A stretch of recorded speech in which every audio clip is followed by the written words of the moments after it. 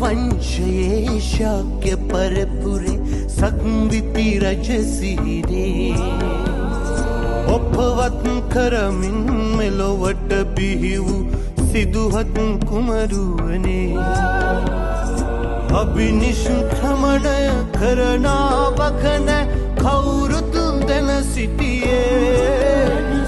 ලෞතුරු සම්මා සම්බුදු පදවිය ඔබටයි හිමි වූ